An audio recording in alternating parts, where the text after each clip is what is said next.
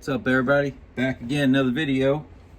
This is a 71 Chevelle. I just want to make a quick video, kind of keep it real simple for anybody that watches this video on how to adjust the windows on these. I've done so many of them, and it seems like a lot of people bring me their cars and I'm having to adjust them. First things first, make sure all your body panels are lined up. As you know, if the car's already painted, well, you can leave it like it is, but typically you want all your panels lined up. We do the body work, the paint work, and then when we go to reassembly, we'll put all the new weather strips, you know, around this the roof, right around this roof rail.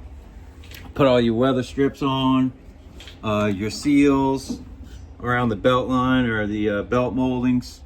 So first things first, when you go to shut these doors, I'm gonna show you how I have this one right now, because this is not right because I haven't finished adjusting it. But you can see how it's pushing the rubber. The top of this glass is going in further than what it is right here.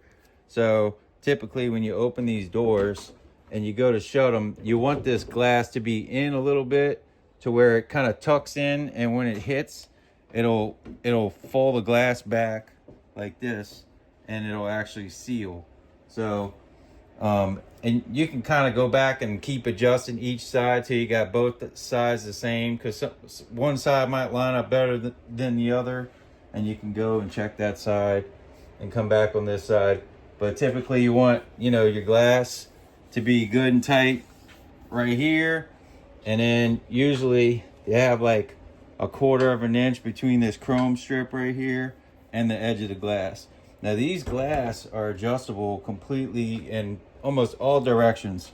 So you can move the whole glass, slide it forward, you can slide it back, you can slide it up, you can slide it down. They have stops in here that'll stop it from going all the way up. And I'm gonna show you the basics of what each one does. So this one is, there's two of them. You take this nut off, there's another nut up in here. This one's gonna hold your glass scrubbers or scrapers. They have a little felt on them that the glass rides on. There's also the same thing right here. I'm gonna try to show you on here. It's hard to film and try to show, but there's no scrapers right here, but I did replace. They have little nylon pieces on the glass that stop it from rubbing. Then they have some scrapers right here.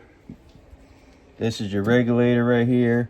They got two 7/16 bolts right here on the bottom. You can loosen these up, and this will adjust your glass swing, which would be, you know, going this way or that way. And you do want it in a little bit to where when you shut it, it pushes the glass back. But by having these scrapers, you can also adjust how much you want it to lay back to where it's relaxed. Because when you go to shut it, it's going to push it back and it'll hold it tight against, you know, the seal up here on the roof line. Another adjustment that they have is these three 7/16 right here, and there's one right here. Now those are going to give you your adjustment forward and backwards of moving the whole glass. After you get, you know, it's trying to find the point to start at. I usually get everything kind of loose, adjusted. You can even shut the door a little bit, maybe move the glass around while you're in the car and lightly snug them down, just to kind of give you a starting point. Also, they have on this shaft right here that the glass rides on, they have two 7/16 bolts on there. You can loosen those, and those will give you some adjustment as well. But the key thing to remember when adjusting the glass on these things is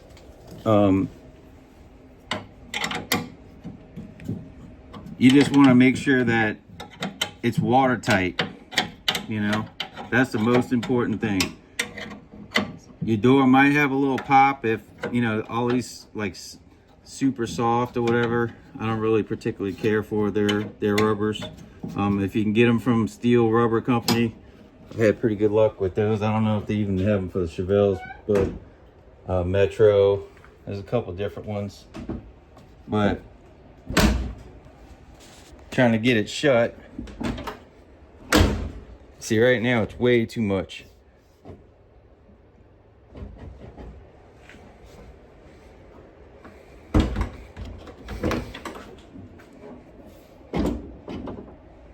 So by me pushing this glass back, you can see where it's pivoting.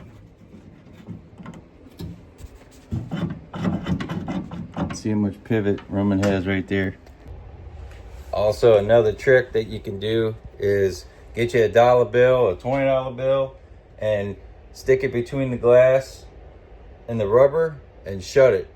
And then you're gonna take that $1 bill and you'll pull it down. If you can't pull it, that's good. It's creating resistance or drag, so that means it's sealing right there. But if you get to a spot where you're pulling the dollar in and out, we just open the door, shut it, and pull on it. Open the door, shut it, pull on it, and just keep doing that, or keep sliding the $1 bill all the way around, and you'll get to a spot where there's really no resistance. That means that it's not making a seal, and it'll possibly be, you know, a wind noise. So that's something that you want to address. So it's just a little body shop trick we've always done for checking water leaks, wind noises. Just a quick little tip I want to add it to this video. Also, you want to make sure, like, if your car's, you know, you're just putting this car together, I always make sure I adjust the back glass, quarter glass, and the front glass at the same time, because sometimes you need to find out where they're going to meet in the middle. And typically you want this glass like about 1/4 of an inch. I mean, if you can get it a little tighter, every car is different. They're made of different plants. Some of them fit differently. Right now, you can see the gap's too big right here, and if I pull a glass, it's about as far up as I want it on this side. So I have to move it around, and I can see right here that the whole glass can come up more. As you can see right here, it can go up more, which would fill all of this gap. And if I actually lift the front up more than the back, then I can actually tighten this gap at the top right here, and then have it match the bottom. You want that gap even, you know. And another trick to check, once you get pretty close, it is going to take some time. It's nothing, you know, quick about it. You have to take your time. You have to move it around and find out really what works best. But most of the GMs are all kind of the same. You make sure your body panels are lined up, and you go to your glass and you start adjusting your glass. Just make sure that, you know, you don't break the glass, because if you got too much pressure in one spot and it's hitting on metal, you don't have the rubbers in there, you're not going to get it lined up correctly. It's just not going to work out. What else? So all these panels are lined up. I made sure the rollers, I replaced rollers that were broke, and try to get any worn out components replaced. Also is going to make a big difference, you know. And those scrapers too that rub on the glass, the back glass, you know, they got adjustments for the same thing. So you make sure it's all the way up. I can't pull it anymore to make sure. I can adjust it, you know, if I wanted it more. They got a stopper right here for the back. You can loosen that. There's a bolt on the bottom down here that you can loosen and affect the swing of it, how much it's swinging forward, how high it goes up, how far it goes down, how far it sticks out this way. They have bolts right here to control how far it's going to go out. So just take your time. If you got any questions, you know, just send me a message or leave a comment there in the comment section. I'll do my best to help you. Even if it's not this type of car, you know, maybe let me know what kind of cars you got, what kind of problems, and I can make a video on it if I got a car here. I always got Chevys. I got some Mustangs, working on 60s Mustangs. You know, just let me know. Try to help everybody out with a video on something. Y'all stay tuned for the next video. Peace.